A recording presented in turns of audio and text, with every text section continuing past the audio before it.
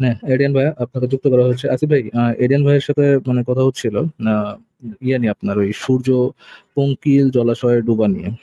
তো আচ্ছা। তো ওনার কথা হচ্ছে যে এটা রূপক অর্থে, এটা ইয়া অর্থে না, এটা লিটারাল অর্থে নেওয়া যাবে না। তো আমি তার কাছে রেফারেন্স ছিলাম, তার কাছে রেফারেন্স নাই। এখন তিনি আমার কাছে দাবি করতেছেন ভাই আমার কাছে রেফারেন্স নাই। আপনি বলেন যে সূর্য যে বঙ্কিম জলাশয় চলে যেত, এটা লিটারাল অর্থে আল্লাহ বুঝাইছে।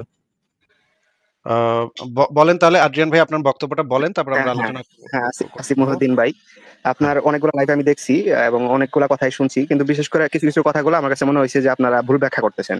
তার মধ্যে একটা আচ্ছা। হচ্ছে যে সূর্য কাদা কর্দম মাখা ডুবাই অস্ত যায়, এরকম একটা কোরআন আয়াত নাকি আছে। তো এটা তো কোরআন আসলে নাকি নাকি আছে মানে বুঝলাম না ভাই, নাকি আছে? আপনি না, কোরআন পড়েন নাই? কোরআন না পড়ে চলে আসছেন? কোরআন তো আসলে ওইভাবে অর্থ সহকারে পড়া হয় না, এমনিতে পড়া হয়েছে। কোরআন কিন্তু আপনি আপনার, পড়েনই নাই, অর্থ সহকারে পড়েনই নাই, আপনি আলোচনা করতে চলে আসছেন, এটা কেমন কথা ভাই? না, আমি তো আপনার কাছে জানতে চাচ্ছি যে আপনি ভুল ব্যাখ্যা দিতেছেন এটা। তাহলে আপনি যদি কোরআন অর্থ সহ নাই পড়ে থাকেন, তাহলে আপনি ভুল ব্যাখ্যা দিচ্ছি না সঠিক ব্যাখ্যা দিচ্ছি? কোরআন একটু আগে একটু আগে এডিয়ান, আপনার নাম কি ভাই? আপনার এড্রিয়ান হ্যালো, বলতেছে, আপনার নামটা কি? এড্রিয়ান ভাই, ফারাজ আপনার ভাই, নামটা কি? এটা তো ভাই মানে খুবই অবাক করা বিষয়, যিনি কোরআন অর্থ সহ কখনো স্বপ্নিল পড়েনই নাই। স্বপ্নিল স্বপ্নিল মিরাজ ভাই, আপনি তো শোনেন। আমাকে দেখাইছেন বা লাইভে যে দেখাইছেন, আমি ওইটাই আরে পড়ছি। স্যারের বেলা আব্দুল, একটু শোনেন ভাই। হুম। ভাইয়া, আপনি স্বপ্নিল ভাইয়া, আপনি তো নিজে হচ্ছে ব্যাখ্যা পড়েন নাই। আপনি যদি নিজে ব্যাখ্যা না পড়েন, একটু আগেই তো আপনি বললেন যে আপনার কাছে রেফারেন্সেসও নাই। যদি নিজে ব্যাখ্যা না পড়েন, আপনি অ্যাকচুয়ালি কি খায় বলতেছেন যে আসিফ মহিউদ্দিন এটা সম্পর্কে যে ব্যাখ্যাটা দিতেছে, সে ব্যাখ্যাটা ভুল ব্যাখ্যা। ধরেন আপনি জীবনে যে ম্যাথ করেন নাই, আপনি কিভাবে বলতেছেন যে আসিফ মহিউদ্দিন এই ম্যাথটা করছে, এই ম্যাথটা ভুল, যে ম্যাথ সম্পর্কে আপনার নিজের ধারণা নাই। আপনি একটা বই পড়েন নাই, ওই বইয়ের মধ্যে কি লেখা আছে সেটা সম্পর্কে একজন দাবি করতেছে, আপনি বলছেন ওই দাবিকারক মিথ্যা কথা বলতেছে। আপনি যদি নিজে ওইটা না পড়েন, আপনি কিভাবে যাচাই করতেছেন যে অন্যজন ওই বই সম্পর্কে যে ক্লেমটা করতেছে সেই ক্লেমটা ফলস? যদি ছোটবেলায় আপনার পিতামাতা লবণ খাওয়ায় থাকে, যদি অতটুকু এই অল্প একটু লাইন বোঝার মতো ক্ষমতা থেকে থাকে, তাহলে একটু অ্যান্সার করেন। যদি আপনি এটা না পড়ে থাকেন, কিভাবে বুঝছেন যে আসিফ মহিউদ্দিন ভুল ব্যাখ্যা করেছে? কারণ আমার কাছে যেটা এটা মনে হয়েছে যে এই কথাগুলো আসলে রূপক করতে ব্যবহার হয়েছে, যেমন ধরেন যে ও, আমার দিল থেকে পায়ের নিচ ফিল থেকে করছেন, মাটি সরে দিল গেল। দিল থেকে, দিল থেকে ফিল করছেন, না পুরা দিল থেকে ফিল করছেন। মাশাআল্লাহ, মাশাআল্লাহ, মাশাআল্লাহ, গ্রেট ভাইয়া। আপনাদের মতো মুমিন আছে দেখে ইসলাম ধর্মটা ঠিক আছে। জি আসিফ ভাই, আপনি আমাকে আমরা কি দুইটা প্রমাণ রেফারেন্সে? দেখান, মানে বৈজ্ঞানিক মানে ভুল, কোরআনে মানে দুইটা বৈজ্ঞানিক ভুল আছে, এরকম মানে দুইটা হচ্ছে, জাস্ট দেখাইবেন। ওয়েট করেন একটু, ওয়েট করেন। পারবেন আপনি? মানে হচ্ছে একজনের তো প্রথমে কোরআনটা অর্থ সহ বুঝা যদি পড়তে আপনি হবে। দুইটা বের করে দেখাইতে পারেন, আরে যদি ভাই, প্রুফ কথার করতে মাঝখানে পারেন, কথা দেন আমি বললেন না। নাস্তিক হয়ে যাবো। আদ্রিয়ান, আপনার আপনার মতো সুনাহাগা মুমিন নাস্তিক হইলে আমি ভাই কিন্তু ভুল ব্যাখ্যা নাকে দিলে তো খত হবে দিয়া, না ভাইয়া। আপনার মতো সুনাহাগা বলদ যদি নাস্তিক হয়, তাহলে আমি নাকে খত দিয়া নাস্তিকতা ত্যাগ কইরা আমি মক্কায় চলে যাবো ভাই। এরকমের সুনাহাগা বলদ যদি নাস্তিক হয়, তাহলে তো ভাই বিরাট অসম্মানের ব্যাপার হবে। মানে কানতে কানতে আমি অস্থির হয়ে যাবো, আমার বালিশ বুলিশ ভিজা ফেলাবো কানতে কানতে। মানে ফাইজলামি নাকি এরকম? মানে এই টাইপের বলদা যদি, এরকমের চুনাহাগা বলদ যদি ইয়া হয় নাস্তিকতা, তাহলে তো বিরাট অসম্মানের ব্যাপার হবে। ফারাজ ভাই, প্রথমে তো কোরআনটা অর্থসহ পড়তে হবে। পড়ার পরে আমি তখন তাকে জিজ্ঞেস করতাম যে আপনি তাফসির গুলা পড়ছেন কিনা, যেগুলো হচ্ছে মানে ধ্রুপদী তাফসির, ক্লাসিক্যাল যুগের তাফসির গুলা, সেগুলো পড়ছেন কিনা। আমি তো ভাই সেদিকে যাইতেই পারলাম না। আমি ভাবছিলাম যে এই মুমিন অন্তত তাফসির টাফসির পড়ে টরে আসছে, তাফসির টাফসির পড়ে এসে আমার বলতেছে যে আপনি তো ভুল ব্যাখ্যা করতেছেন। কিন্তু হতভম্ব হয়ে দেখলাম যে এ কোরআনই অর্থ সহ পড়া নেই। মানে কোরআনটা অর্থ সহ পড়তে হবে আগে, তারপরে গিয়ে তাফসির পড়তে হবে। তাফসির পইড়া তারপরে আমার সাথে আলোচনা করতে হবে যে এটাকে ব্যাখ্যাটা সঠিক নাকি রূপক নাকি কি, সেটা হচ্ছে তখনকার আলোচনা। এবারে কোরআনটাই মানে অর্থ সহ কখনো পড়ে নাই, এ নাচতে নাচতে চলে আসছে যে ভাই আপনি তো ভুল ব্যাখ্যা করছেন। আমি কোনোদিন কোরআন অর্থ সহ পড়ি নাই, কিন্তু আমি জানি আমার মনের ভিতরে ডাক দিয়ে উঠলো, আমি বুঝে লাইছি আপনি ভুল ব্যাখ্যা করছেন ভাই। এই হচ্ছে মানে মানে চুনাহাগা মুমিনের অবস্থা ভাই, কি প্যাথেটিক অবস্থা ভাই, কি প্যাথেটিক অবস্থা। কোথায় যাব ভাই, কোথায় যাব, কি করব বলেন ফারাজ ভাই, কি করার আছে এডিরে নিয়ে? জি আসিফ ভাই, আমরা আম, কি করার, বা এরকম লোকদের জন্যই তো আমরা লাইভ করি, তাই না আসিফ ভাই? আমাকে একজন মহান ব্যক্তি বলেছিলেন কথাটা। তো আমরা তাহলে ভাই এই জন্য তাদের সাথে তো রাগ করা যাবে না ভাই, মাথা ঠান্ডা রেখে কাম ডাউন ঠিক আছে, হয়ে তো বলা লাগবে আর কি। তাহলে কোরআনের আয়াতগুলো আমরা একটু দেখি। যেহেতু আপনি বলেই ফেললেন, খোঁটা দিয়েই ফেললেন আমাকে। তখন আমরা তাহলে একটু আয়াতগুলো একটু দেখি যে এগুলা রূপক অর্থে হওয়া আসলে সম্ভব কিনা আসলে। প্রথমে আমরা সূরা কাহফের ৮১ নম্বর আয়াত থেকে শুরু করি। কারণ পুরা কনটেক্সটটা বুঝতে হইলে মানে একটু আগে থেকেই আরকি পড়তে হবে। এটা হচ্ছে যুলকারনাইনের যে ভ্রমণ, সেই ভ্রমণটা আল্লাহ পাক বর্ণনা করতেছে যে যুলকারনাইন, আ এইখানে বক্তা হচ্ছে আল্লাহ পাক। এই জিনিসটা সবসময় মনে রাখতে হবে যে বক্তাটা হচ্ছে আল্লাহ পাক। আল্লাহ পাক বলতেছে যে জুলকারনাইন থেকে কই গেছিল সেটা আল্লাহ পাক বর্ণনা করতেছে। এটা দেখার পর আমরা হাদিসগুলো দেখব। এখানে ১ম এ ৮১ নম্বর আয়াতে যেটা বলা হচ্ছে, ৮১ নম্বর আয়াতে তেমন কিছু আসলে নাই। আমরা ৮২ নম্বরে চলে যাই। ৮২ নম্বরটা দেখি। ৮২ নম্বরে দেখি কি আছে।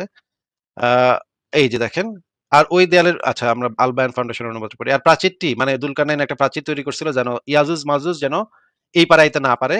ইয়াজুজ মাজুজ নামক এক ধরনের প্রাণী আছে যেগুলো মানুষের থেকে অনেক বিশাল আকার এবং ইয়াজুজ মাজুজের সংখ্যা হইতেছে মানুষ যত আছে তার ৯৯৯ গুণ। মানে মানুষ যদি পৃথিবীতে ৮০০ ৮ বিলিয়ন থাকে, ৮০০ কোটি থাকে তাইলে ইয়াজুজ মাজুজের পরিমাণ হবে এটার সাথে মাল্টিপ্লাই বাই ৯৯৯ মানে প্রায় ১,০০০ গুণ বেশি। হ্যাঁ? এই পরিমাণ ইয়াজুজ মাজুজ নাকি পৃথিবীতেই আছে এবং এই জুলকারনাইন নাকি এমন একটা প্রাচীর তৈরি করে দিছে। এই যে যদি এগুলা মানে দলিল সহ দেখাইতে হয় তাহলে আমি আরো দীর্ঘ আলোচনা করতে হবে। আমার কাছে সব দলিলই রেডি আছে। আমি দেখাইতে পারবো। কিন্তু আপাতত আমি অত দীর্ঘ আলোচনাতে যাচ্ছি না। আমরা ওই এটা পয়েন্টে কত নম্বর আয়াত আসিফ ভাই? এটা এটা হচ্ছে এটা সূরা নিসা না কিন্তু এটা সূরা কাহফ। হ্যাঁ? এখানে যদিও আহ, দেখাচ্ছে সূরা নিসা, আন-নিসা দেখাচ্ছে কিন্তু এটা সূরা কাহফ ১৮ নম্বর সূরা। 18 নম্বর সূরা ৮২ নম্বর আয়াত। ৮২ নম্বর আয়াত। হ্যাঁ। এই আচ্ছা। প্রাচীরটা যখন ওই যে জুলকারনাইন বানাইলো তখন হচ্ছে গিয়ে এই প্রাচীরটার বিষয় হলো তা ছিল ইত্যাদি, ইত্যাদি। আ ইত্যাদি, ইত্যাদি বলল। এই প্রাচীরটার কথা এখানে উল্লেখ আছে। তোমাকে তারা জুলকারনাইন সম্পর্কে জিজ্ঞেস করেছে। বলো আমি তার বিষয়ে তোমাদের নিকট কিছু বর্ণনা করব। মানে আল্লাহ পাক এখন জুলকারনাইনের সম্পর্কে কিছু বর্ণনা করবে। তারপরে আ এই যে দেখেন, এখানে দেখেন আমি তাকে জমিনে কর্তৃত্ব দান করেছিলাম। মানে এখানে বক্তাটা কে ফারাজ ভাই? এখানে আচ্ছা আমরা ওই আব্দুল্লাহ না কে যুক্ত হইছে? আদ্রিয়ান। আদ্রিয়ানকে হ্যাঁ ভাই। জিজ্ঞেস করি। হ্যাঁ, আদ্রিয়ান আপনি একটু বলেন তো যে আমি তাকে জমিনে কর্তৃত্ব দান করেছিলাম। এই কথাটা কার কথা? এই কথাটা আল্লাহ তাআলা বলতাছে। এটা তো নবী মুহাম্মদের কথাও না, জিবরাইলের কথাও না, তাই না? না। তার মানে এটা নবী আল্লাহ পাক সরাসরি বলতেছে। এই যে এই এরপরের যে আয়াতগুলো আসবে সেগুলো সরাসরি আল্লাহ পাকের বয়ান মানে আল্লাহ পাকের মুখের থেকে নিঃসৃত কথা। আচ্ছা এটা তো চলে গেল। আদ্রিয়ানে তো চলে গেল ভাই। আচ্ছা আমি যখন যেহেতু আচ্ছা আবার আসছে। আদ্রিয়ান আপনি কি শুনতে পাচ্ছেন? হ্যাঁ, শুনতে পাচ্ছি। বলেন। আচ্ছা এই আয়াতগুলা তো সরাসরি আল্লাহ পাকের মুখের থেকে বের হওয়া কথার, তাই না? হ্যাঁ, আচ্ছা কিছু, কিছু আয়াত আছে আবার যেগুলো মুহাম্মদের কথা আবার কিছু, কিছু আয়াত আছে যেগুলো জিবরাইলের কথা। কিন্তু এই কথাগুলা তো সরাসরি স্বয়ং আল্লাহ পাকের কথা, তাই না? হ্যাঁ। ঠিক আছে তাহলে আমরা পরে যাই। এখানে দেখি আমি তাকে জমিনে কর্তৃত্ব দান করেছিলাম। ৮৫ নম্বর আয়াতে যেটা বলা আছে একবার সে এক রাস্তা ধরলো। মানে জুলকারনাইন এক রাস্তা ধরলো, পথ অবলম্বন করলো। তারপরে দেখি এর পরের আয়াতে কি আছে? চলতে, চলতে সে সূর্যাস্তের স্থানে পৌঁছালো। আচ্ছা আল বায়ান ফাউন্ডেশনের অনুবাদটা পড়ি। অবশেষে যখন সে সূর্যাস্তের স্থানে পৌঁছালো, মানে আল্লাহ পাক বলতেছে যে যখন জুলকারনাইন সূর্যাস্তের স্থান মানে হচ্ছে সূর্য যেখানে অস্ত যায় সেই জায়গাটাতে পৌঁছাইলো। মানে পৃথিবীতে এমন একটা কোরআন আল্লাহর হিসাবে আল্লাহর মতে পৃথিবীতে এমন একটা জায়গা আছে যেখানে সূর্যটা অস্ত যায়। মানে আল্লাহ উপর থেকে যে হচ্ছে পুরা মহাবিশ্ব বানাইছে সে বলতেছে মানুষকে যে জুলকারনাইন এক সূর্যাস্তের স্থানে পৌঁছালো। মানে এমন একটা স্থান পৃথিবীতে আছে যেখানে সূর্য অস্ত যায়। নাকি ভাই? হ্যাঁ। আচ্ছা। তখন সে সূর্যকে একটি কর্দমাক্ত পানির ঝরনায় ডুবতে দেখতে পেল এবং সে তার কাছে একটি জাতির দেখা পেল। আমি বললাম, হে জুলকারনাইন তুমি তাদেরকে আযাবও দিতে পারো অথবা তাদের ব্যাপারে সদাচরণও করতে পারো। এই কথাগুলা স্বয়ং আল্লাহ পাক বলতেছে যে সূর্যটা ওই কর্দমাক্ত পানির ঝরনায় ডুবতে দেখতে পেল। সে সূর্যাস্তের স্থানে পৌঁছাইলো ১ম এ এবং তারপরে সে এই জিনিসটা দেখতে পাইল। এখন আপনি বলতেছেন এইটা নাকি রূপক অর্থে বলা হইছে। রূপক অর্থে যে বলা হইছে সেটা আপনি কোন তাফসীর থেকে পাইছেন সেই তাফসীরটা আমাদেরকে একটু দেখাবেন ১ম এ এবং সেই তাফসীরের সাথে, সাথে এইখানে যে এটা যে রূপক সেইটার যে প্রমাণ সেই প্রমাণটা আমাদেরকে দেখাবেন। দেখান। আচ্ছা, আমরা যে এখনো যে জানি যে সূর্য পশ্চিম দিকে অস্ত যায়। এই কথা আমরা এখন কি জানি পর্যন্ত যে আমরা লেখা কি হয়। জানি আমরা কি জানি কি জানি না সেটা এখানে বিবেচ্য না ভাই। আমরা বিজ্ঞানের দ্বারা ইহুদি নাসারা কাফেরদের বৈজ্ঞানিক আবিষ্কার দ্বারা জানি পৃথিবীতে সূর্যাস্তের কোনো স্থান নাই। সূর্য উদয়েরও কোনো স্থান নাই, সূর্য অস্তেরও কোনো স্থান নাই। পৃথিবী হচ্ছে গোলাকৃতি। পৃথিবী যদি ফ্ল্যাট হইতো, সমতল হইতো তাইলে সূর্যের অস্ত যাওয়ার একটা বিশেষ স্থান থাকতো, সূর্য উদয়ের একটা বিশেষ স্থান থাকতো। কিন্তু যেহেতু পৃথিবী গোলাকৃতি মানে ত্রিমাত্রিক গোলাকৃতি আম এই কারণে সূর্যাস্তের বা সূর্যোদয়ের কোনো নির্দিষ্ট স্থান থাকতে পারে না। এটা আমরা আমাদের বৈজ্ঞানিক গবেষণা থেকে জানতে পারি। কিন্তু আল্লাহ পাক এটা জানতো না। আল্লাহ পাক বলতেছে যে সূর্যাস্তের একটা নির্ধারিত স্থান আছে। এখন আপনি আমাদেরকে বুঝান যে এইটা যে রূপক অর্থে বলা হয়েছে সেটার প্রমাণাদি দেখান। না, প্রমাণ বলতে দেখেন ওই সময় আল্লাহ তাআলা বলছে যে সরাসরি বলতো যে সূর্য ডুবে না, এটা কি কেউ বিশ্বাস করতো? তখন কেউ বিশ্বাস করতো না, এই জন্য এইভাবে বলছে। না, আল্লাহ মানুষের জন্য মানুষে কি বুঝবো, কি বুঝবো না, কি মানবো, কি মানবো না। এইজন্য তো আল্লাহ পাকের কথা তো আল্লাহ চেঞ্জ করব না। আল্লাহ পাক যেটা বলছে সেটাই তো মানতে হবে। আল্লাহ পাক যেহেতু বলছে সূর্যাস্তের একটা নির্দিষ্ট এটারই স্থান রেফারেন্স দেন ভাই, এটাই রেফারেন্স দেন যে ভাই আল্লাহ পাক ওই সময় যদি বলতো যে সূর্য ডুবে না, তাহলে আল্লাহর কথা কেউ গুনতো না। এটা রেফারেন্সটাই দেন। এটা তো রেফারেন্স না, আমি কথার কথা বলতেছি, যুক্তি। আপনারা যেরকম যুক্তি দিচ্ছেন এরকম যুক্তি দিচ্ছি এটা। এই যুক্তিটা কি খালি আপনার পাশা থেকে বেরোছে নাকি কোনো ক্লাসিক্যাল স্কলাররা এই কথা বলছে? কোনটা? অনেকেই বলে আমার পাশে যারা আছে বা এটা কোথা থেকে? আশেপাশে যাদের আপনার আপনার পাশে, আপনার আশেপাশে যারা আছে। আচ্ছা আচ্ছা আচ্ছা আচ্ছা। আচ্ছা তাহলে ভাই ওই সময় যদি আল্লাহ এইভাবে বলে থাকে যে সূর্য আসলে কর্দমাক্ত জলাশয়ে ডুবে যায়, তাহলে নবীরা তারা কি বুঝছে? নবীরা এটাই বুঝছে আমরা যে এখন যেভাবে বুঝতেছি যে সূর্য পূর্ব দিকে উঠে পশ্চিম দিকে অস্ত যায় বা ডুবে, এরকম বুঝছে। মানে এখানে বলা আছে যে কর্দমাক্ত জলাশয়ে ডুবে যায়, কিন্তু আপনার নবী বুঝছে যে আসলে ডুবে নাই। উনি হয়তো এটা বুঝে নাই, উনি এই যে আহ, যেটা লেখা আছে উনি এটাই এটা বুঝছে। উনি এটা এটা বুঝে নাই, তার মানে আপনি বলতেছেন যে নবী বুঝছে যে আপনার কর্দমাক্ত জলাশয়ে সূর্য ডুবে যায়, কিন্তু আপনি পাকনা, sorry sorry for my word, আপনি এত বড় পাকনা, এত বড় বুদ্ধিজীবী যে আপনি আপনার নবীর চেয়ে বেশি বুঝছেন। এই একটা হইলো নবী তো ওই সময় জানতো না যে সূর্য আসলে কখনো ডুবেই না। মেনে নিলাম। মানে এই একটা আপনি দাবি করতেছেন এজ এ মুসলিম, এই একটা আপনি আপনার নবী থেকে বেটার বুঝছেন। ওয়াও! তাইলে তো ভাই এটা একটা বিরাট হ্যালো, ব্যাপার হইল। নবী মোহাম্মদের থেকেও কোরআন ভালো কেউ বুঝছে। এটা তো ভাই আ হ্যালো, এইটা তো ফরাজ ভাই কি কথা শুনতেছেন? আ ভাই এখন যে আদিয়ান আপনি ভাই শুনবেন না, এটা স্বাভাবিক, এটা স্বাভাবিক যে এখন আপনি কথা হ্যালো, শুনবেন না। নেটওয়ার্ক যে কাজ করবে হ্যাঁ, এটা জানি ভাই, নেটওয়ার্ক এখন কাজ করবে না। এটা খুব স্বাভাবিক।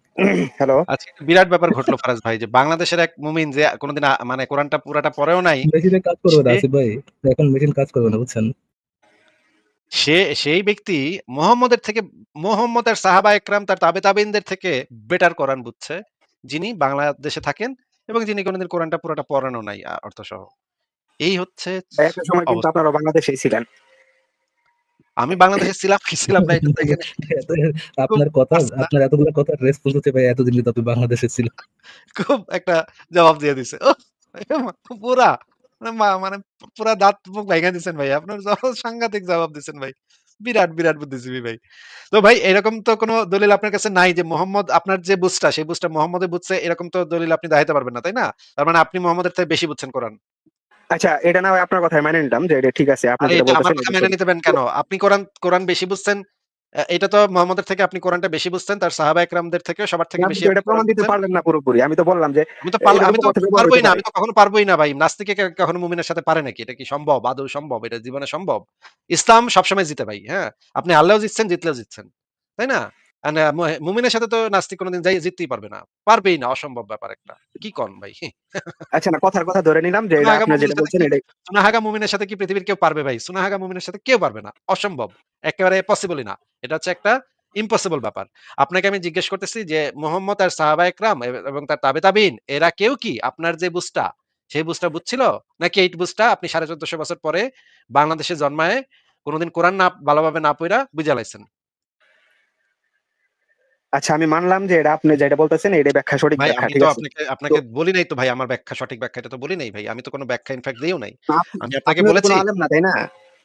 আমি তো আলেম বলি নাই যে আমি আলেম। আপনাকে আমি জিজ্ঞেস করেছি যে আপনার যে ব্যাখ্যাটা সেই ব্যাখ্যাটা কি নবী মোহাম্মদ তার তাবে-তাবিঈন, সাহাবা একরাম তাবে-তাবিঈন বা ৪ মাযহাবের ৪ জন ইমাম এদের কেউ কি আপনার এই ব্যাখ্যাটা বুঝছে নাকি এটা আপনার মানে পেছন দিয়ে বেরিয়েছে?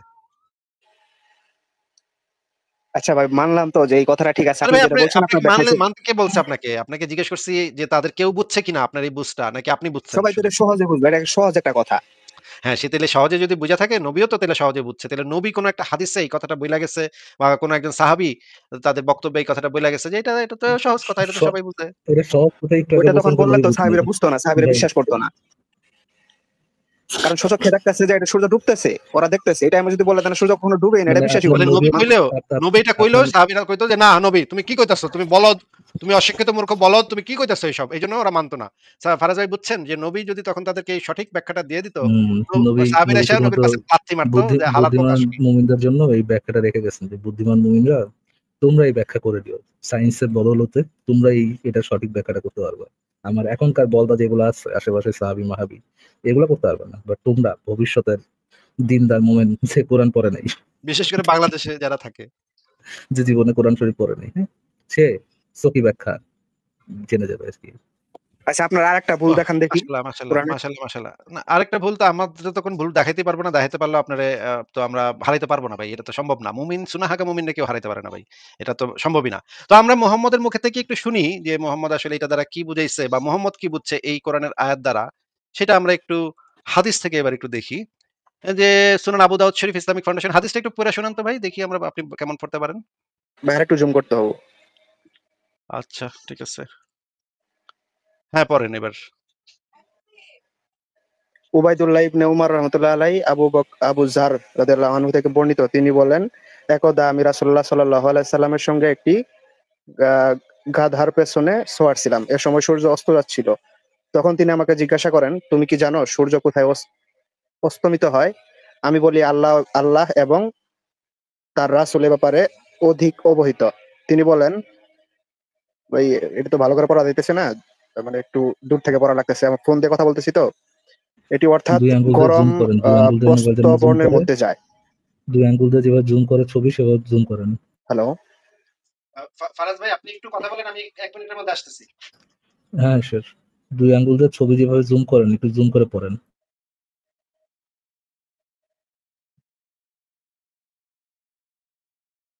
ভাই এটা আপনি আপনি একটু বুঝায় দেন কি বলছে। আরে ভাই পড়েন, জোরে, জোরে আগে তো পড়েন, তারপর না বুঝানোর কথা। আগে একটু ঠিকমতো পড়েন এটা।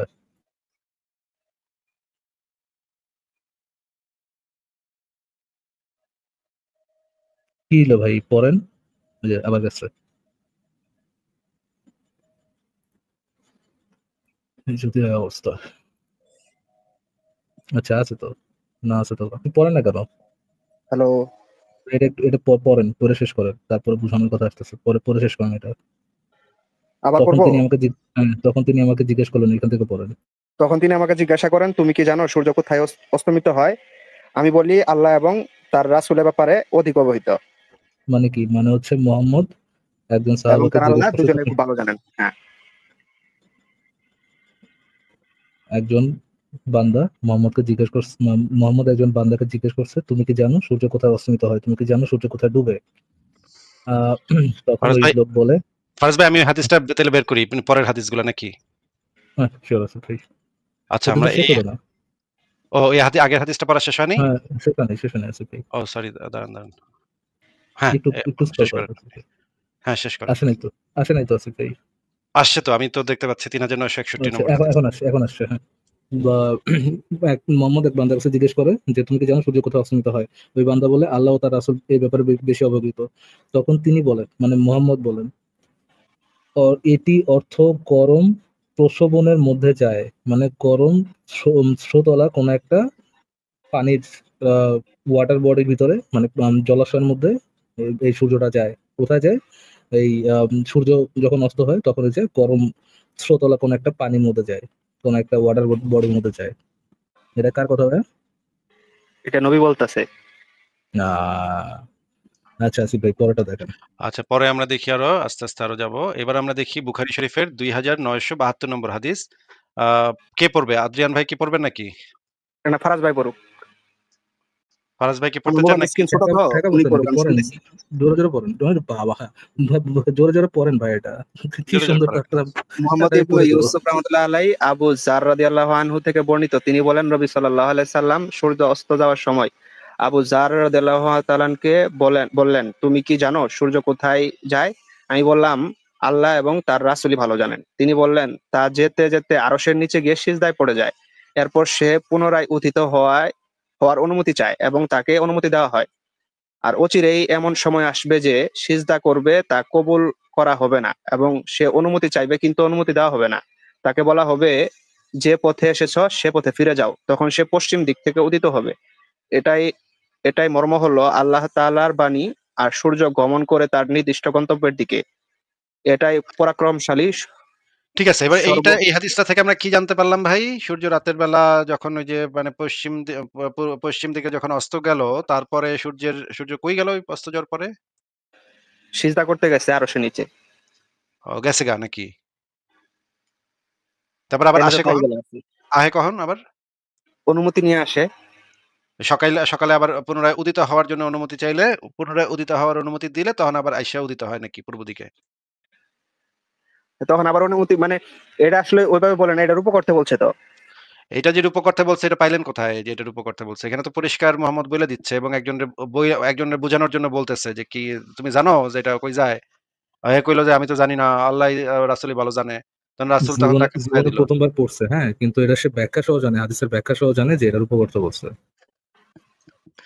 এটা রূপক অর্থে এটা আমরা কই তো পাইছেন অনেক ভাই? সময় অনেক কিছু বলি না যেটা আসলে বাস্তবে ঘটা সম্ভব না। যেমন আমরা বলি যে আমার না, না এতটা মোহাম্মদ খারাপ তার মানে লাগলো যে আপনি বলতে চাচ্ছেন মোহাম্মদ মিথ্যা কথা কইছে, মিথ্যা কথা। না, না মিথ্যা বলবে কেন? আসলে আসলে সত্য সূর্য কথাই বলবে। আপনি বলতে চাচ্ছেন আসলে সূর্য কোথাও যায় না, কিন্তু মোহাম্মদ জাস্ট রূপক অর্থে কিছু একটা বোঝানোর জন্য বলছে আ আল্লাহর আরশের নিচে যায়। আচ্ছা, মানে আমি আমি তাহলে একটু ইয়ে করি এখানে, যে তা যেতে যেতে আল্লাহর আরশের নিচে যে সিজদায় পড়ে যায়, এখানে আপনি বলতে পারেন যে ভাই সূর্যের তো হাত পা নেই, সূর্য তো আর সেজদা দিতে পারবে না। এই সেজদা বিষয়টা সেজদা বিষয়টা কি হতে পারে? রূপক হতে পারে। এখন সেজদা বিষয়টা রূপক হতে পারে, এটা নিয়ে আমাদের কোনো সমস্যা নেই। সেজদা রূপক অর্থে সে সেজদা দিল। যেভাবে ধরেন গাছপালা যেমনি রূপক অর্থে সেজদা দেয়, এরকম রূপক অর্থে সেজদা দিল। কিন্তু মোহাম্মদ যে আপনার কাউকে আচ্ছা, জিজ্ঞেস আল্লাহ তাআলা করতেছে চাইলে তো সবই হয়। তো আমার, সেজদা দেওয়াটা কি কঠিন কিছু? আল্লাহ চাইলে? ভাই আমি তো আপনার হেল্প করতেছি, আপনার কি হেল্পটা নিতে কি বুঝতেছেন না যে বিষয়টা? আমি আপনার যে হেল্প করতেছি, যে আপনি আপনার বিরুদ্ধে কিছু বলতেছি না, এতটুকু কি বুঝতেছেন? ব্যাক করার মতো শুধু রেসপন্স দিতে পারলে রেসপন্স দেন, আগে বুঝেন কি বলতেছি তারপরে বলেন। এই যে বলেন। আপনার নবী যে বলতেছে, যে সেকেন্ড লাইনটা দেখেন, আহ, তিনি বলেন রাসূলুল্লাহ সাল্লাল্লাহু আলাইহি ওয়াসাল্লাম সূর্য অস্ত যাওয়ার সময় আবু জারকে বললেন, আবু জারকে যে আপনার নবী জিজ্ঞেস করতেছে, তুমি কি জানো সূর্য কোথায় যায়? এই যে সূর্য অস্ত যাওয়ার সময় আপনার নবী যে বলতেছে যে তুমি কি জানো সূর্য কোথায় যায়? সূর্য কি ভাই তার জায়গা থেকে সইরা অন্য কোথাও যায়, ট্রাভেল করে? আচ্ছা, বুঝলাম। হাদিস তো এটা মানুষের বানানো হইতে পারে, তাই না? কারণ নবী সাল্লাল্লাহু আলাইহি ওয়াসাল্লাম বাইচে থাকতে তো এটা এই হাদিসটি লেখার নাই। বুখারী শরীফের সহিহ হাদিস মানুষের বানানো হইতে পারে। আর আচ্ছা, এটি বাদ দেন ভাই, আপনার কোন কথাটা সেন্টেন্স? উনি যে বলল ফারাজ ভাই যে এটা রূপক অর্থে, উনার কথাটা সহিহ, কিন্তু বুখারী শরীফের একটা সহিহ হাদিস এটা বানানো হইতেই পারে ভাই। বুঝেন? হইতেই তো পারে আসিফ ভাই, এটা লজিক্যালি পসিবল না। আদ্রিয়ান ভাই আপনার তো উচিত মদিনা বিশ্ববিদ্যালয়ে গিয়া মনে করেন পৃথিবীর সবচেয়ে বড়, বড় যে আলেমরা আছে তাদেরকে একটু জ্ঞান-ট্যান দেয়া ভাই। বাংলাদেশে আপনি কি করতেছেন? বুখারী শরীফের হাদিস, সহিহ হাদিস ভুল হইতে মানে মিছা হইতে পারে আর আপনার কথা সহিহ। আপনার তো ভাই বাংলাদেশে থাকা উচিত না ভাই। আপনি কোথায় আছেন ভাই? আল-আজহার বিশ্ববিদ্যালয়ে আপনি তো আপনি হাদিস থেকে না, প্রিন্সিপালের আপনি কোরআন থেকে আমার প্রমাণ দেন। আপনি কোরআনে তো আল-আজহার কোনো ভুল নাই। কোরআন বিশ্ববিদ্যালয়ে নিজে বলছে কোরআনে ভুল নাই। আল-আজহার বিশ্ববিদ্যালয়ে আপনি প্রিন্সিপালের পদের জন্য এপ্লাই করছেন না কেন এখনো? বাংলাদেশে কেন হুদায় বয়ে আছেন? ভাই এটা তো অপমান করতেছেন। ও তা- অপমান করতেছে এটা বুঝা তাই লাইছেন? নাকি? আসিফ ভাই এরকম একটা কাজ আপনি করতে পারলেন? খুব খারাপ, খুব খারাপ আমি। আচ্ছা আরেকটা হাদিস পড়ি। বুখারী শরীফ মানে হচ্ছে হাদিস গিয়ে না, আপনি কোরআন থেকে দেখান। হাদিস বাদ দেন। ইসলামিক ফাউন্ডেশন কারণ হাদিসগুলা ৪৪৩৯ নম্বর হাদিস। এখানে বলা হচ্ছে যে, "হে আবু যর তুমি জানো সূর্য কোথায় ডুবে? ডুবে। সূর্য কোথায় ডুবে?" আমি বললাম, "আল্লাহ তার রাসূল সবচেয়ে ভালো জানেন।" তিনি বললেন, "সূর্য চলে, অবশেষে আরশের নিচে গিয়ে সিজদা করে।" এই যে আরশের নিচে সিজদা করতে গেল। আচ্ছা ঠিক আছে, এরপরে আমরা দেখি বুখারী শরীফ ইসলামিক ফাউন্ডেশন ৪৪৪০ নম্বর হাদিস, এখানেও ওই সূর্যের গন্তব্যস্থল আরশের নিচে। এই হাদিসটা হচ্ছে সবচাইতে ইম্পোর্টেন্ট। এটা হচ্ছে মুসলিম শরীফের। এখানে একদম খুবই খুঁটিনাটি সহ একদম বইলা দেয়া আছে। দেখেন, সূর্য চলতে থাকে এবং আল্লাহর আরশের নিচে অবস্থিত তার অবস্থান স্থলে চলে যায়। মানে আল্লাহর একটা নির্দিষ্ট অবস্থান স্থল আছে। সেখানে সে সিজদাবনত হয়ে পড়ে থাকে। শেষে যখন তাকে বলা হয়, "ওঠো এবং যেখান থেকে এসেছিলে সেখানে ফিরে যাও।" অনন্তর সে ফিরে আসে এবং নির্ধারিত উদয়স্থল দিয়েই উদিত হয়। মানে সারাটা রাত সে ওই যে আল্লাহর আরশের নিচে ইবাদত বন্দেগীতে ব্যস্ত ছিল। সারাটা রাত সে মানে বেচারা নামাজ-টামাজ পড়ছে। আহারে বেচারার কি কষ্ট। আমরা দেখি হাদিসে কুদসির ভিতরে এই জিনিসটা আছে যে এই হাদিসে কুদসি হচ্ছে সরাসরি আল্লাহর মুখের কথা। হাদিসে কুদসিকে কেউ যদি অস্বীকার করে তাহলে সাথে, সাথে সে কাট্টা কাফের হয়ে যায়। এটা হাদিসে কুদসির ভিতরে আছে ৬১ নম্বর হাদিসে। একই কথা বলা আছে, "সূর্যাস্ত যায় কর্দমাক্ত ঝরনায়।" তিনি বলেন, মানে মুহাম্মদ বলতেছে, "সূর্যাস্ত যায় কর্দমাক্ত ঝরনায়। সে চলতে থাকে, অবশেষে আরশের নিচে তার রবের জন্য সেজদায় লুটিয়ে পড়ে। যখন বের হওয়ার সময় আল্লাহ তাকে অনুমতি দেন, ফলে সে বের হয় ও উদিত হয়।" এটা একদম সরাসরি হাদিসে কুদসি, যেটা হচ্ছে হাদিসগুলার ভিতরে সর্বোচ্চ, যেটার মান হচ্ছে কোরআনের সমতুল্য। আবারও বলছি যে এই হাদিসে কুদসি মানের দিক থেকে কোরআনের সমতুল্য। কারণ এই হাদিসে কুদসিতে যা বলা আছে সেগুলা স্বয়ং আল্লাহ পাকের কথা। এইটাকে কেউ যদি সামান্য অবিশ্বাসের দৃষ্টিতেও দেখে, সাথে, সাথে কাফের হয়ে যাবে এবং তাকে কতল করা তখন ওয়াজিব হয়ে যাবে। এটা হচ্ছে হাদিসে কুদসি। এটা বুখারী শরীফের ক্ষেত্রে সত্য, কিন্তু হাদিসে কুদসির ক্ষেত্রে একদম খুবই কঠিনভাবে সত্য। তারপরে আমরা দেখি যে আরো আরো অনেকগুলো হাদিস আছে। হাদিস দেখায় আমি শেষ করতে পারব না। হ্যাঁ? হাদিস দেখে এই যে দেখেন এখানে বলা আছে সূর্য কই যায়? আ এখানে এই যে এখানে যায়। এই জিনিসটা বলা আছে। এখন আমরা দেখব যে পৃথিবীর আকৃতিটা কেমন? এবং আচ্ছা আমরা দেখি যে এই যে মানে সূর্য যে রাতের বেলা কই যায় এই জিনিসটা সম্পর্কে গত শতাব্দীর সবচাইতে বড় আলেম শায়েখ সালেহ আল উসাইমিন একটা কথা বলছে। আ আমি একটু আ বের করি। হ্যাঁ, এটা হচ্ছে শায়েখ সালেহ আল উসাইমিন গত শতকের সবচাইতে বড় ইসলামী পণ্ডিত। উনি হচ্ছেন সরাসরি সৌদি আরবের সরকার দ্বারা স্বীকৃত সবচাইতে বড় পণ্ডিতদের একজন। ইসলামের ইতিহাসে এই রকমের বড় পণ্ডিত বিন বাজ, শায়েখ সালেহ আল উসাইমিন এবং আল্লামা নাসিরউদ্দিন আলবানী এই ৩ জন হচ্ছে গত শতাব্দীর সবচাইতে বড় ইসলামিক আলেম। আ আপনি একটু পইড়া শোনান তো, আমরা একটু পড়ি আদ্রিয়ান ভাই এখানে কি লেখা আছে তার যে ফতোয়া গ্রন্থ ফতোয়ায়ে আরাকানুল ইসলাম এই গ্রন্থে কি লেখা আছে একটু জোরে, জোরে পড়েন তো শুনি। সূর্য ঘুরে না পৃথিবী? সূর্য কি পৃথিবীর চারদিকে ঘুরে?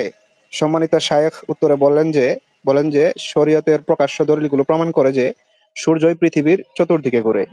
এই ঘোরার কারণেই পৃথিবীতে দিবারাত্রির আগমন ঘটে। আমাদের হাতে এই দলিলগুলোর চেয়ে বেশি শক্তিশালী এমন কোনো দলিল নাই যার মাধ্যমে আমরা সূর্য ঘোরার দলিলগুলোকে ব্যাখ্যা করতে পারি। সূর্য ঘোরার দলিলগুলো হলো আল্লাহ তাআলা বলেন,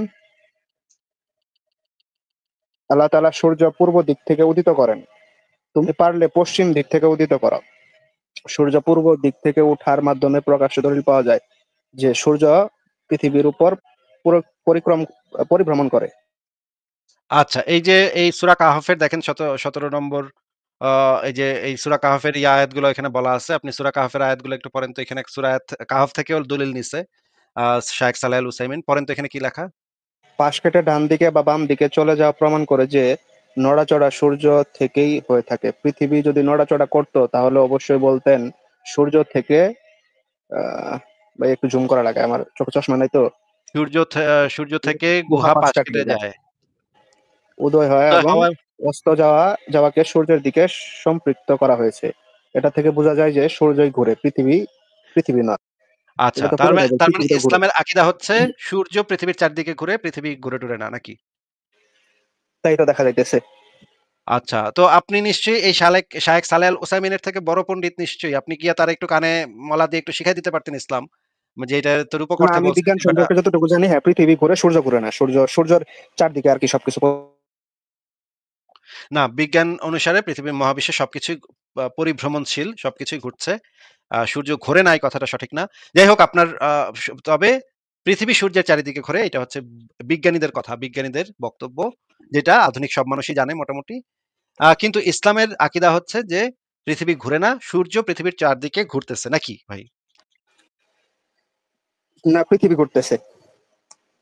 আর এই শায়েখ সালেহ আল উসাইমিন কি বলছে যে পৃথিবী ঘুরে না সূর্য ঘুরে? উনি ভুল ব্যাখ্যা করছে, ভুল জানে উনি।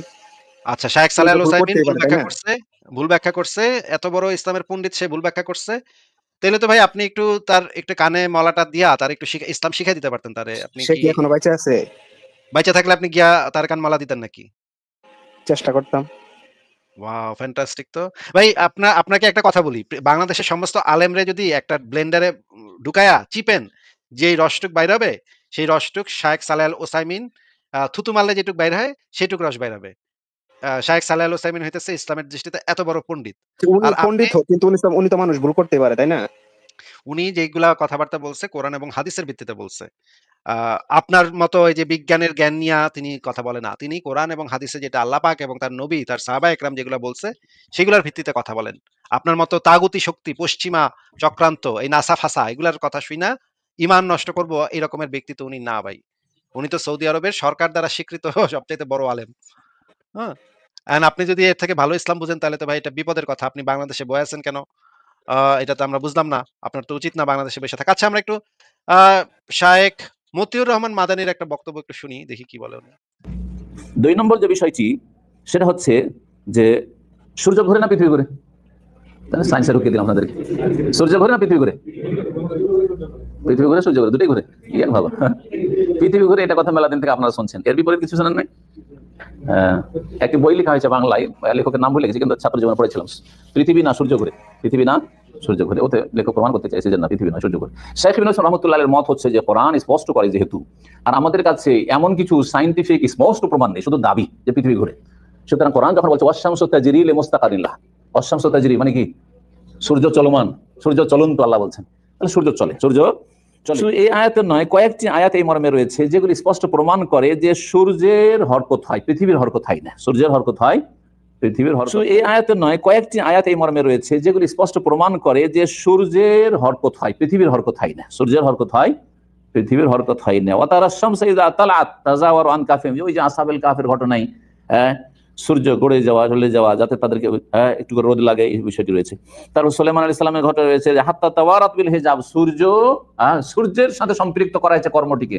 সূর্য চোখের আড়ালে চলে যায়, সূর্য চোখের আড়ালে চলে গেল, অর্থাৎ উনি ঘোড়া দেখতে দেখতে এমন ব্যস্ত হয়েছেন যে সূর্য ডুবে গেছে।